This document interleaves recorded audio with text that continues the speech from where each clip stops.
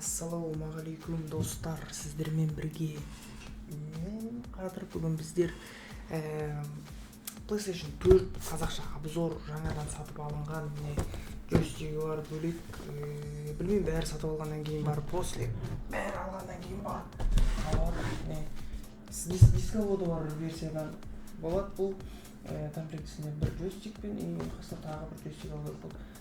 Арнаға жаңа контент енгізу ретінде енгізу деген оймен алынған болатын. Бұл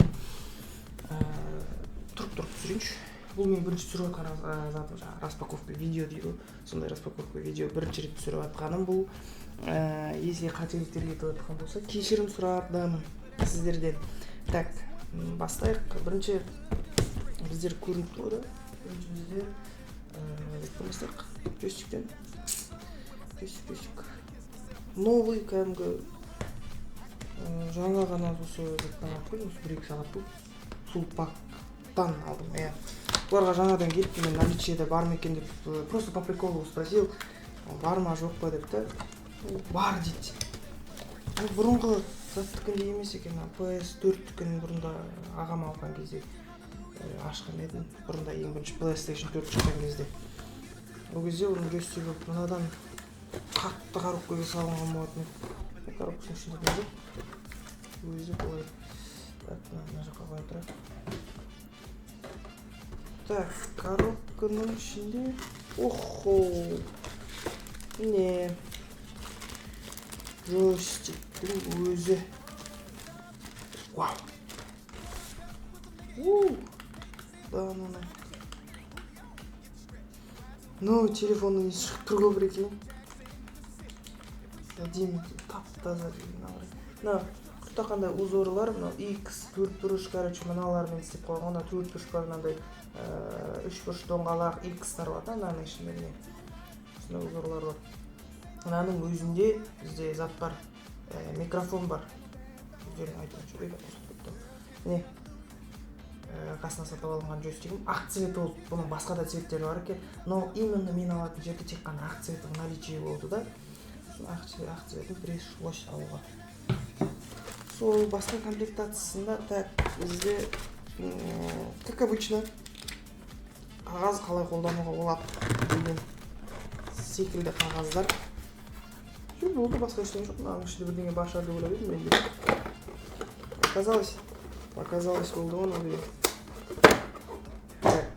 Қазақша дұрысы қызыл екенді түсірген. Так, ең главныйға көшеміз.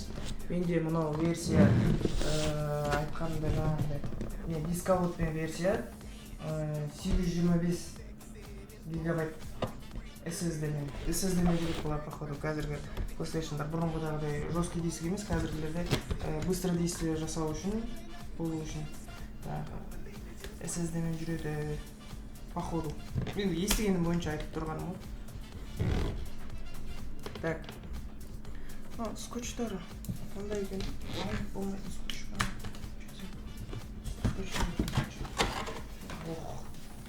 Так.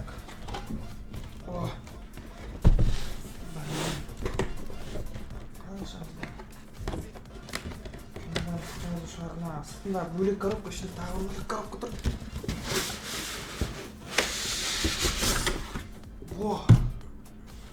Не, өзі коробка. Мынау просто мынау просто так как затпа жерге қоя тұрайық. Мынау бізде типа обертка, да, сырты. Қорабы, главный қорап, рекламный қорап. А самый главный ішінде тұрады бұларды. Сол мына жаққа қояйын. Мыналарды да мына жаққа. Так, мынау джойстик маған ұнап тұр. Әдемі екен. Жақсы. Қоя тұрайық. Так, переходим к главному. Қазір шамыз. Так, бірінші бізде не мынау. Так, мына камера расположениесі дұрыс тұрған жоқ негізі. Қояйыншы лучше. Так, пусть приложение. Мне неудобно, но вам удобно, да? Ох, не. Мынандай. Так, джойстик мынау бізде бұл қалай қолдануға болады деген сияқты тема ғой мынау қағаз мынандай қағаз ғой екен мынандай. Так, бұл бар. Мынау бізде кабель питания. Мынау кабель питания. Мына жаққа қоя берейік, потом общий обзорға аламыз қазір. Так, джойстик. Мынау өзі оригинальный кәдімгі ішіне келеді. Мынау да оригинальный ғой, енді жалпы деймін да. Коробканың ішінде өзімен бірге келетін джойстиктердің бірі мынау.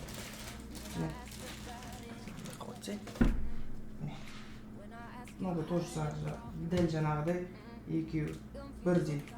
Жеңіл екен, осыда шыққан Dual Sense, Dual Shock емес, бұрындағыдай Dual Sense бар. Бұлар жеңіл екен. Асылғанда да бәрі мощный екен, очень короче. Дальше нам надо квадрат. И дальше бізде внизу зарядник. Type-C зарядник. Төсектерді PlayStation'ге салып, тығып деген сияқтаны қосып дегендегідей темалар ғой. Жазып отына қарап жүрейік. Мен осындай пока что шыққан тек екі кабель, осы екеуі. Так. Мына жерде кәдімгі полка ұқсап ашылып жатыр, байқап жатқан ашылып жатыр, мына жерден мынау шықты. Интересно. Так, мынау HDMI кабель. HDMI кабель. Так. Міне. Мынау бізде походу. Дәл білген екен. Дәл екен просто. Слишком көп салафан бар ғой, мына жер менде уже тау болды, мына жер деген салафаннан жиналған тау. Міне, мынау подставка. PlayStation'ның подставкасы. Өз тұратын қаптарымен. Мынау бізде болды. Ал самый главный бізде виза PlayStation өзі. Вау, огонь просто.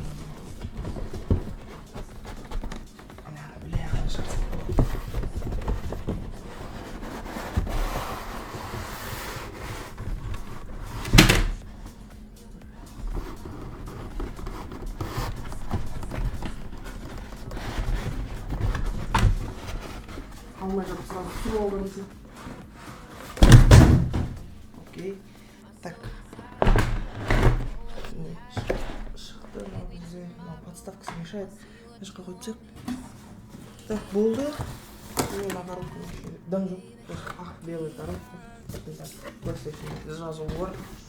Артында мынау түйделіп жатыр. Ладно, қарамай-ақ қойып.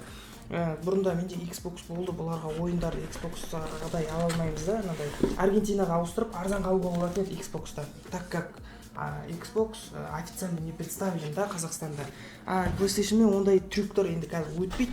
Бұл 21 мың сондайларға алуға тура келеді да оны ойындарды.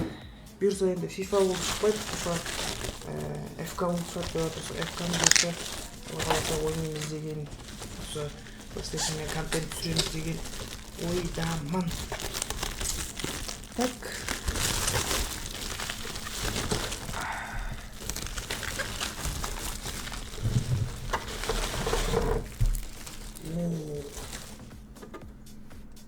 Дизайнды қарасы деген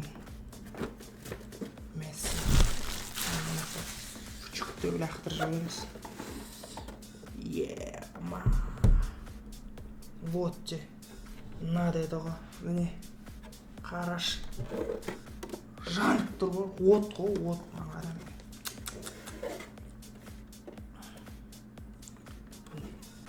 Дисководым берсе, басында айтқанымдай. Так, бұл енді бізде комплектке кіргеді аяғы. Бұның қазір бізде подставкасын салайық, аяғы дегенде бізде в прямом смысле. Немесе, на. Қалай салады екен. Потом затынан қарап, қазірден бірдеңесін білдіріп алып отырарын. Вообще, бірінші рет алға болып. Мен ең бірінші алға атқан PlayStation осы. Ең бірінші алға PlayStation бар. Так, общий обзорға шығарамын мен. Қазір камераға. Міне, джойстиктің өзі. өзімен бірге келген. Мынау қасына комплект жүргені. Так, мыналар уже өзінің автоматы комплектте келетін тоқтар, кабель, анау мынау подставкасы. Болды. Басқа білмедім. Жалпы бұйырса сентябрьде ойындардың ең мықтылары барлығы сентябрьде шығады.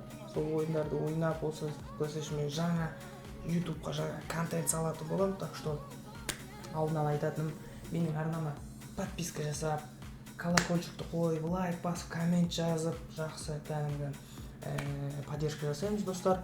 Все, сіздермен бірге болған мен қазір, егерде обзор ұнаған болса, лайк басып, коммент жазуды ұмытпаңыз, достар.